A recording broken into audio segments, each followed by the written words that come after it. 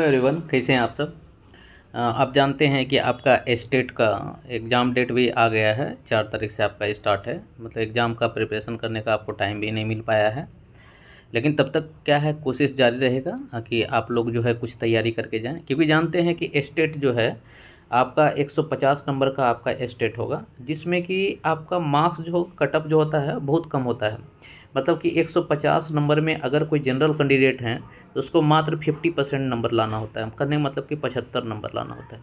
अगर उसमें OBC SC ST candidate हैं तो उनको 45% नंबर लाना होगा, कहने का मतलब क्या है, आपको 78 मतलब कि बोलते हैं क्या, 68 नंबर के आसपास आपको लाना होगा। क्लियर है। तो इतना कम नंबर है, मतलब आ तो जाएगा ही, क्योंकि क्वालिफाइंग ये पेपर होता है, क्वालिफाई करना है आपको। जैसे क्वालिफाई करते हैं तो आपको बीपीएससी जो एग्ज़ाम लेती है, मतलब क्या है आपका, मतलब कि 9th-10th के लिए, 11th-12th के लिए, उसमें आप एक तो से क्या एलिजिबल हो जाते हैं भरने के लिए। इसलिए ज़्यादा इसमें क्या है कि आपको लोड नहीं लेना है, आप पास हो जाइएगा पेपर, क्योंकि आप सीटेट का एग्ज़ाम भी दे चुके हैं। सीटेट के एग्ज़ाम में आपका क्या है, सीडीपी बहुत बढ़िया से आपका पढ़ा हुआ है, सिर्फ आपको प्रैक्टिस करना है। अगर प्रैक्टिस कर लेते हैं तो दिक्कत नहीं है। हाँ, दिक्कत किसको होगा, जो कि पीजी किए हुए हैं, मतलब कि जो पीजी कर रखे हैं, मतलब कि पीजीटी का पेपर भरे हुए हैं, मतलब 11th-12th का, उनको थोड़ा प्रॉब्लम हो जाएगा, क्योंकि उनका सिलेबस थोड़ा हार्ड होता है, ज़्यादा सिलेबस उनका ब्रॉड होता है, मतलब लंबा सिलेबस होता है, और उस सिलेबस को इतना कम समय में कर पाना बहुत मुश्किल होता है। ठीक है। लेकिन तब पर भी आप जो है, जो समय दिया गया है, निर्धारित किया गया है, उस समय पे ही आप लोग क्या है तैयारी करके एग्ज़ाम दीजिए, क्योंकि आपका लगातार 10-11 दिन आपका एग्ज़ाम होगा, क्योंकि 4 तारीख से स्टार्ट है। आप जानते हैं कि आपका 14 या 15 तारीख तक आपका पेपर है। तो लगातार आपका 10-11 दिन आपका पेपर होगा। तो पेपर में बहुत सारा चीज़ आपको मिलते जाएगा, तो वहाँ से भी आपको बहुत सारा मदद मिलेगा, मतलब रिव्यू आपको देखते रहना है। बाकी बात जितना भी आप कर क्या मतलब कि किए हुए हैं, आपका क्या है, जो चीज़ आपका स्ट्रॉन्ग है वो चीज़ को पकड़िए और उसके अनुसार आपका सिलेक्शन हो जाएगा। तो आप पहले पैटर्न आप जानते भी होंगे, उतना तो चर्चा नहीं करते हैं, क्योंकि 100 नंबर का 150 नंबर का आपका रहेगा, जिसमें कि 100 नंबर का आपका सब्जेक्ट से रहेगा, और 50 नंबर आपका जो है एक से पैडागोजी रहेगा, और साथ में आपका मतलब क्या है, मिक्स पेपर रहेगा। मिक्स करने मतलब कि जनरल पेपर रहेगा, मैथ रीजनिंग और जीके जीएस रहेगा। तो लेकिन 100 नंबर आपका क्या है कि पेपर रहेगा। तो 100 नंबर का अगर तैयारी आपका बढ़िया है तो ये तो इधर तो आपका मतलब कि रहता ही है इतना, मतलब 50 में से अगर कोई किसी का खराब भी जाएगा तब पर भी 30 नंबर वो इधर से ले आएगा। इधर से आपका स्कोर थोड़ा 100 नंबर से ज़्यादा होना चाहिए। इसी 100 नंबर में क्या है कि साइंस का, जिनका भी पेपर साइंस है, साइंस के लिए आपका क्या है कि आज से मतलब कि एक तरह से टेस्ट जो है, प्रैक्टिस टेस्ट जो है आपका दिया जा रहा है, उसमें आप भी लगाइए, आपको भी टाइम देंगे। उसके बाद जो है साइंस का डिस्कशन भी होगा साथ में साथ, क्योंकि स्टार्टिंग आज है। आप 4-5 दिन 10 दिन जो भी हो पाएगा, मतलब जनरल कंपटीशन में भी अगर तैयारी करते हैं, जैसे क्या है रेलवे होगा, या एक तो से क्या है दरोगा होता है, या बिहार पुलिस होता है, किसी चीज़ में भी तैयारी करते हैं तो उसमें ये साइंस आपको हेल्प मिलेगा, क्योंकि ये जनरल साइंस है। क्लियर है। तो अब हम लोग क्या है कि थोड़ा सा यही देख लेते हैं कि आपका क्या है, स्टेट के लिए परीक्षा, स्पेशल स्टेट के लिए क्या है, प्रैक्टिस सेट आपका साइंस का चालू हुआ है, जो कि हर एक एग्ज़ाम के लिए उपयोग होगा, मतलब प्रत्येक एग्ज़ाम के लिए, इसलिए ये जो है आपके लिए ज़्यादा इंपॉर्टेंट हो जाता है। चलिए पहला क्वेश्चन डिस्कस करते हैं। पहला क्वेश्चन बोल रहा है क्या, कि एक तरह से क्या है कि क्यूरी, क्यूरी जो है किसका इकाई होता है। तो जानते हैं मैडम मैरी क्यूरी, नाम सुने होंगे। मैडम मैरी क्यूरी जो है एक तरह से क्या है, उन एक खोज किया था, मतलब कि रेडियो एक्टिविटी धर्मता का, मतलब कि रेडियो एक्टिविटी का, इसीलिए इसके नाम पे ही इनका इकाई का नाम दे दिया गया। तो इसका नाम क्या हो जाएगा आपका ए। जानते हैं कि तापमान का जो होता है वो आपका क्या होता है, केल्विन। एसआई यूनिट जो होता है वो आपका क्या होता है, केल्विन। उष्मा का जो होता है आप जानते हैं कि जूल होता है, ये भी उष्मा का, ऊर्जा का क्या होता है, जूल होता है, क्योंकि उष्मा जो है आपका जूल के टर्म में ही आता है। क्लियर है। तो यहाँ पे अगर आंसर पूछा जाएगा तो क्यूरी किसका टेम्परेचर हो जाएगा, इस मात्रा को जाएगा, वो आपका रेडियो धर्मिता, मतलब कि रेडियो एक्टिव धर्मिता का। क्लियर है। तो आंसर 1 का ए। 2 नंबर में देखिए क्या बोल रहा है कि निम्नलिखित में से बोल रहा है कि मूल मात्रक। मूल मात्रक कहने मतलब जो फंडामेंटल यूनिट होता है। आप जानते हैं कि 7 प्रकार का फंडामेंटल यूनिट होता है और 2 प्रकार का क्या है, सप्लीमेंट्री यूनिट होता है। उसके बाद जितना भी यूनिट होता है उसको डेराइव्ड यूनिट बोलते हैं, मतलब कि व्युत्पन्न यूनिट, मतलब कि इसी से उत्पन्न हुआ है। देखिए चाल जो होता है वो फंडामेंटल नहीं होता है, क्योंकि चाल बराबर होता है दूरी बटे समय, और दूरी फंडामेंटल है, ये दोनों से मिल के बना है चाल, इसीलिए ये चाल जो होगा फंडामेंटल नहीं होगा। दूसरा बोल रहा है ऊर्जा। ऊर्जा भी जानते हैं कि यह कार्य करने की क्षमता को ऊर्जा कहते हैं, ये भी आपका नहीं होगा, क्योंकि ऊर्जा क्या होता है, जिसे कार्य होता है, जिसे किसी भी ऊर्जा को काइनेटिक एनर्जी या किसी और ऊर्जा को लेते हैं, तो आप जानते हैं क्या कि कार्य का जानते हैं F/S होता है, मतलब बल इंटू दूरी बराबर क्या होता है, आपका कार्य होता है। कार्य का जो यूनिट होता है वही ऊर्जा का यूनिट होता है। इसका मतलब यहाँ भी 2 यूनिट आ गया। संवेग, संवेग कहने मतलब m इंटू भी, मतलब मास इंटू द्रव्यमान इंटू जो वेग होता है उसी को बोलते हैं संवेग। इन दोनों का जब गुणनफल करेंगे तब संवेग आएगा। तो बताइए मास इंटू वेग का अगर गुणनफल हम लोग करेंगे तो गुणनफल करने पे क्या है 2 यूनिट प्राप्त होता है। इसका मतलब ये फंडामेंटल यूनिट नहीं है। तो आपको सिंपल बात है कि अगर फंडामेंटल यूनिट याद है तो ये उसके अनुसार क्या है बहुत बढ़िया से मतलब क्या है पकड़ सकते हैं क्वेश्चन को। तो इस क्वेश्चन में क्या है अगर आपसे पूछेगा कि मूल मात्रक कौन है तो मूल मात्रक आपका क्या होगा, मतलब तापमान, जिसका मूल मात्रा का इकाई होता है जिसको बोलते हैं केल्विन। अभी हम लोग पीछे भी देखे थे, क्लियर है। बाकी बात जितना भी है सब आपका ड्राइव्ड यूनिट है, इसलिए आंसर आपका सबसे बढ़िया क्या हो जाएगा, आपका आंसर डी। 2 नंबर हो गया। 3 नंबर क्वेश्चन में आते हैं। बोलता है कि सदिश राशि, देखिए 2 प्रकार का राशि होता है। राशि क्या होता है कि इसलिए देखिए क्वेश्चन आपको लिए हुए हैं, क्वेश्चन के जरिए ही क्या होगा थोड़ा सा हम लोग क्या थ्योरी का डिस्कशन कर लेंगे ताकि क्या है आपके लिए और थोड़ा आसान हो जाए क्वेश्चन समझना। सदिश राशि और अदिश राशि, सदिश मतलब सो लगा हुआ है, जिसमें दिशा हो उसको सदिश बोलेंगे और जिसमें दिशा न हो उसको अदिश बोलेंगे। तो बताइए विद्युत धारा में क्या होता है, दिशा होता है, दिशा रहने पे भी इसको हम लोग क्या बोलते हैं, अदिश राशि, क्योंकि ये वेक्टर जो रूल होता है ट्रायंगल रूल को फॉलो नहीं करता है सबसे पहला, इसलिए ये गलत है। सबके दिमाग में ये होगा बात, लेकिन ये गलत है। उसके बाद बोलता है आयतन, आयतन क्या होता है, इसमें मात्रा होता है लेकिन दिशा नहीं होता है। चाल जो होता है उसमें भी मात्रा होता है, दिशा नहीं होता है। जैसे 2 मीटर पर सेकेंड, अब ये किस साइड 2 मीटर पर सेकेंड जा रहा है, उत्तर की ओर दक्षिण की ओर, ये नहीं पता चल रहा है, इसीलिए क्या है ये दिशा नहीं है। और यहाँ देखिए वेग है, वेग करने का मतलब वेलोसिटी। अब वेलोसिटी क्या होता है कि जैसे यही लिखना चाहते हैं तो 2 मीटर पर सेकेंड ए की ओर, ऐसे लिखना पड़ेगा ए की ओर, इसका मतलब ये दिशा भी दिखा रहा है और मात्रा भी दिखा रहा है। तो अगर इस क्वेश्चन का हम लोग सबसे बढ़िया जवाब दें तो जवाब क्या हो जाएगा आपका, सी हो जाएगा आंसर। ये सदिश राशि है, बाकी बात जितना है सब का सब अदिश राशि है। क्लियर है। चलिए 3 नंबर का हो गया आपका सी। 4 नंबर क्वेश्चन में बहुत ही बढ़िया क्वेश्चन आया हुआ है। इसमें खाली आपका कॉन्सेप्ट अगर क्लियर है तो बहुत बढ़िया से आप क्वेश्चन, क्योंकि इधर उधर से जहाँ से भी मिला हम मुझे क्वेश्चन जो है वहाँ से छांट के लाए हैं ताकि आपको क्या है कॉन्सेप्ट थोड़ा क्लियर हो जाए और कॉन्सेप्ट से क्या है प्रॉब्लम को बना सके। क्योंकि न्यूमेरिकल क्वेश्चन भी आएगा, जिनका भी मैथ में हो साइंस में होगा उनका साइंस में न्यूमेरिकल क्वेश्चन भी आएगा।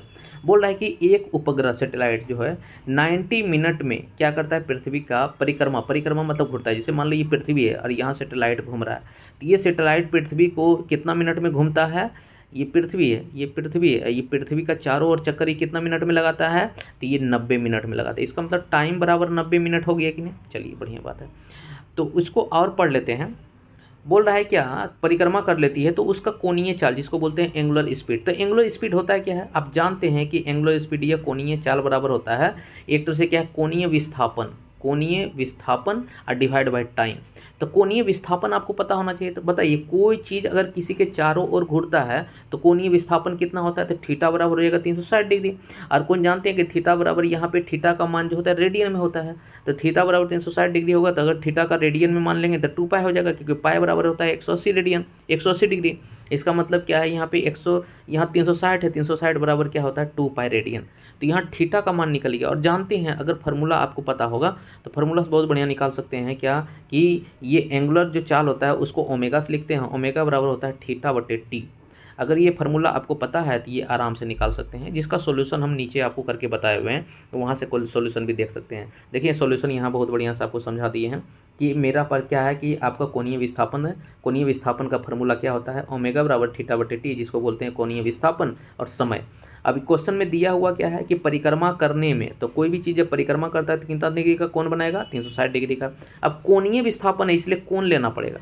यहाँ पे क्या है, इसी 360 डिग्री को हम लोग रेडियन में चेंज करते हैं, जिसको बोलते हैं 2 पाई रेडियन। इसका मतलब यहाँ जो थीटा का मान होगा ये 2 पाई रेडियन हो जाएगा। और टाइम का मान जो है यहाँ मिनट में दिया हुआ है, तो मिनट को पहले सेकंड में चेंज करेंगे, क्योंकि एसआई मिनट टाइम को हमेशा सेकंड में लेना होता है, इसलिए सेकंड में जब चेंज करेंगे तो 90 गुना 60 कर देंगे। अब यहाँ फार्मूला में खाली पुट करेंगे वैल्यू को। अब पुट जैसी करेंगे तो हमको वैल्यू निकल जाएगा क्या, 0.00116। तो ये देखिए आंसर आपका किस में होता है, तो इसमें आंसर जिसका आंसर हो जाएगा वही आंसर हो जाएगा। तो आंसर सबसे बढ़िया यहाँ का मिल रहा है आपका डी। तो कुछ नहीं था क्वेश्चन में, क्वेश्चन को खाली समझना था कि कोई भी चीज़ परिक्रमा करता है तो परिक्रमा करने में कितना टोटल एंगल बनाएगा, तो टोटल एंगल बनाएगा 360 डिग्री। और 360 डिग्री जो होगा वही थीटा होगा, लेकिन थीटा का मान डिग्री में ना रेडियन में होना चाहिए, इसलिए इसको रेडियन में बदलेंगे। रेडियन में बदलने के लिए बहुत बढ़िया सा आपको फार्मूला होता है क्या, कि 180 डिग्री बराबर पाई रेडियन, इसलिए 360 डिग्री बराबर 2 पाई रेडियन। चलिए तो 4 नंबर का आंसर क्या हो जाएगा 2।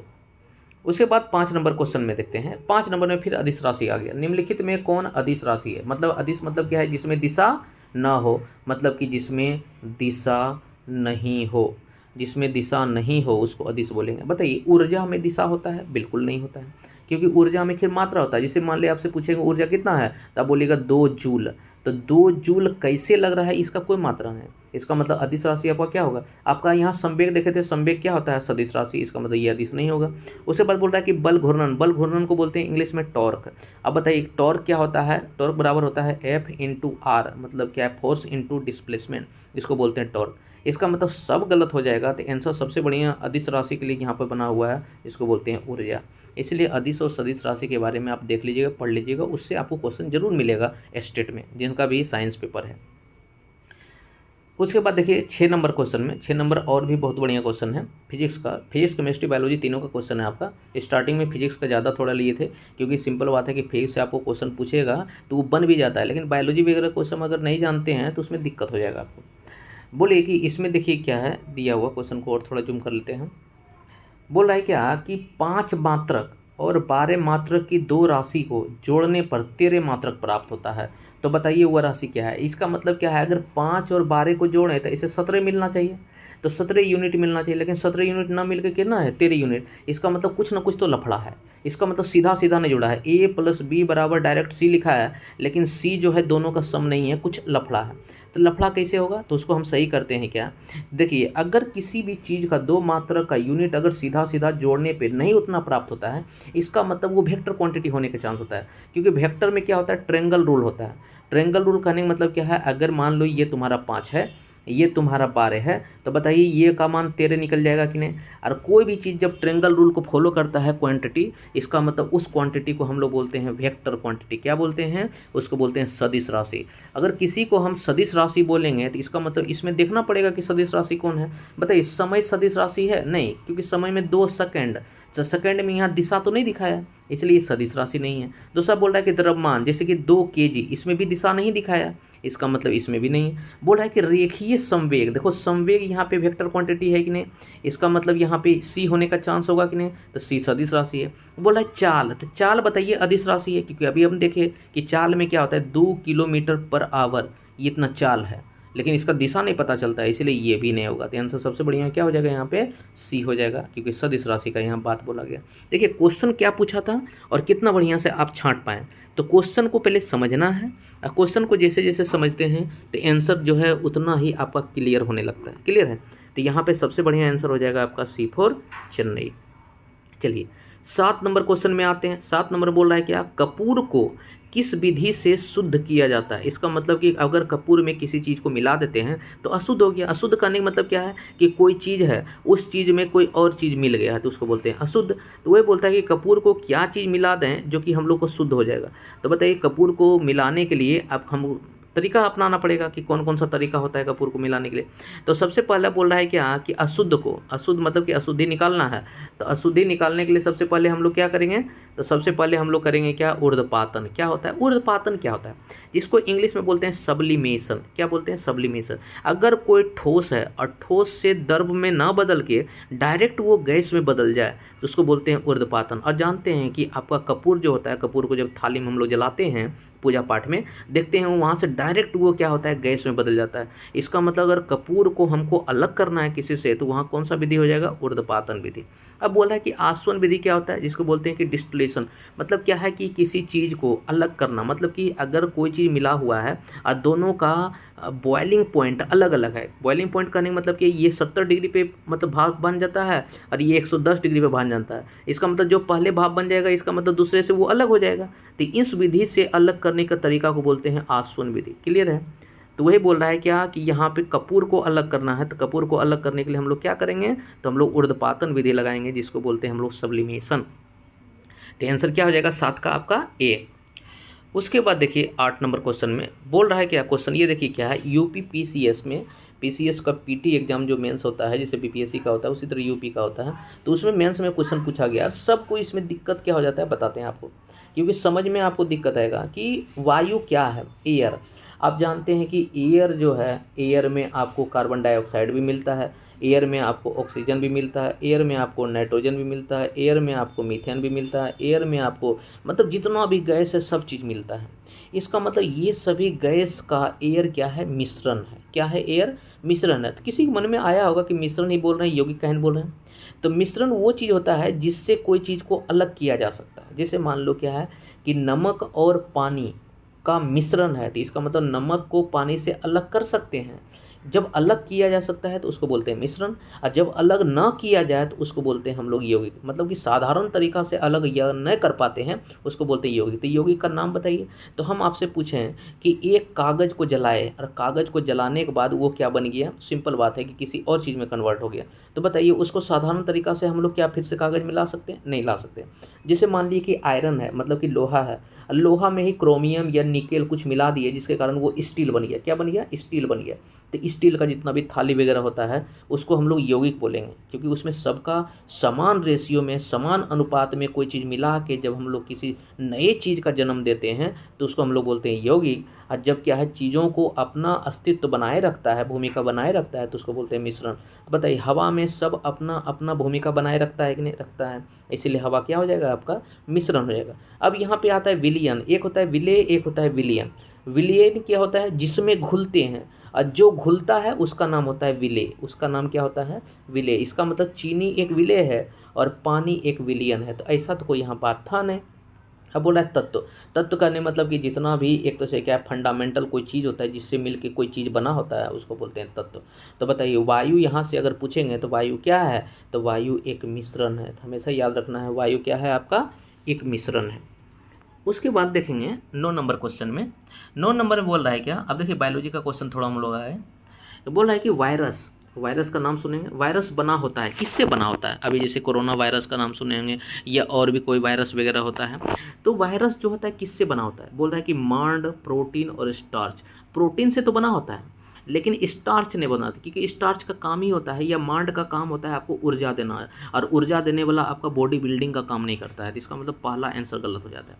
दूसरा बोल रहा है कि मांड और स्टार्च, ये भी गलत हो गया क्योंकि यहाँ स्टार्च और मांड दोनों आ गए। उसके बाद यहाँ बोल रहा है प्रोटीन, बिल्कुल सही है। अब बोल रहा है कि न्यूक्लिक अम्ल मतलब कि न्यूक्लिक एसिड, यही आपका सही आंसर हो जाता है, क्योंकि वायरस जो होता है वो प्रोटीन और न्यूक्लिक अम्ल से बना होता है।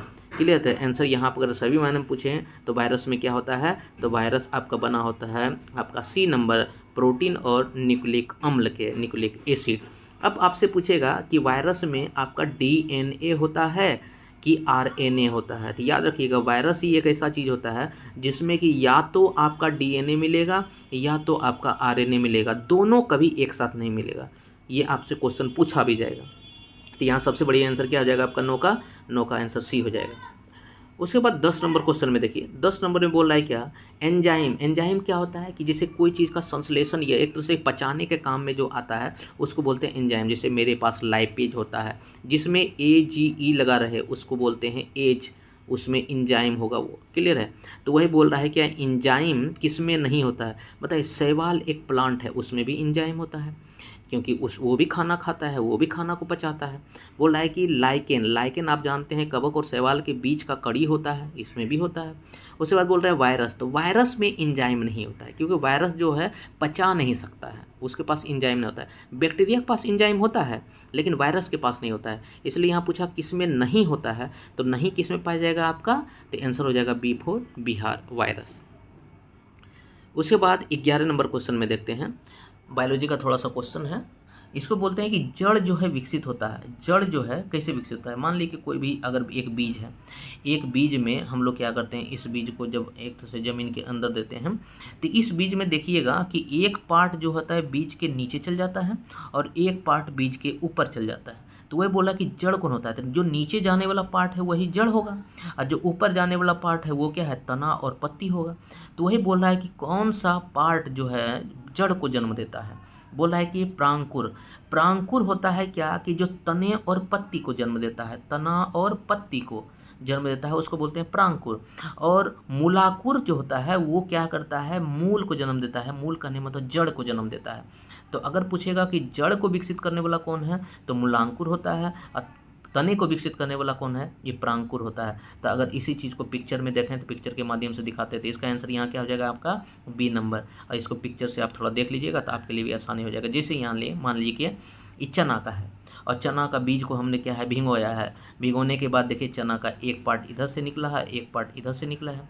अब यही पार्ट इसको जूम करके दिखाएं तो यही पार्ट देखिएगा ये जाके क्या हो जाएगा, तना बन जाएगा। यही वाला पार्ट बन गया ये ऊपर का, इसका मतलब ये तना बन गया, इसका मतलब ये प्रांकुर हुआ। और यही पार्ट जो नीचे का होगा, जो नीचे आ गया उसको बोल रहे हैं मूलांकुर, जो कि जड़ बन गया। तो ये नीचे नीचे वाला आने वाला पार्ट जड़ बन गया। तो जड़ किसको बना रहा है, मूलांकुर बना रहा है। और तना किसको बना रहा है, जो प्रांकुर होता है। इसलिए यहाँ पे आंसर क्वेश्चन पूछा था क्या, कि कौन सा जड़ को विकसित करता है। तो जड़ को विकसित करने वाला कौन होता है, जिसको बोलते हैं मूलांकुर। मतलब कि इसी को बोलते हैं हम लोग क्या है, रेडिकल। रेडिकल मतलब क्या है, जो जमीन के नीचे रहता है। क्लियर है। तो यही आपका 11 क्वेश्चन था। 11 क्वेश्चन के बाद जो है आपका इसी तरह हर दिन जो है आपको सीरीज मिलते रहेगा आपका, चाहे जनरल कंपटीशन का तैयारी कर रहे हैं या किसी भी चीज़ का तैयारी कर रहे हैं, या मान लीजिए कि आप जो है स्टेट का तैयारी कर रहे हैं, या तो एक तो से क्या है सीटेट का तैयारी कर रहे हैं, बीपीएससी का किसी भी जनरल कंपटीशन में आप हैं या टीचिंग एग्ज़ाम में हैं और साइंस आपके सिलेबस में आता है, तो ये सब क्वेश्चन आपका जनरल चीज़ है, ये आपका पूछा जाएगा। इसलिए क्या है, अगले वीडियो में आप बन रही है, अगले वीडियो में हम लोग नए क्वेश्चन के साथ आते हैं। और जो है और भी आपका जिनका भी स्टेट का एग्ज़ाम है साइंस का, तो उनका जो है प्रैक्टिस सेट या एक तरह से क्या सीडीपी का मतलब पेडागोजी का, उनका भी प्रैक्टिस सेट दिया हुआ है, उनको देख लीजिएगा। और प्रैक्टिस सेट नया जो भी होगा वो आपको मिलते रहेगा। मिलते हैं अगले वीडियो में। Thank you.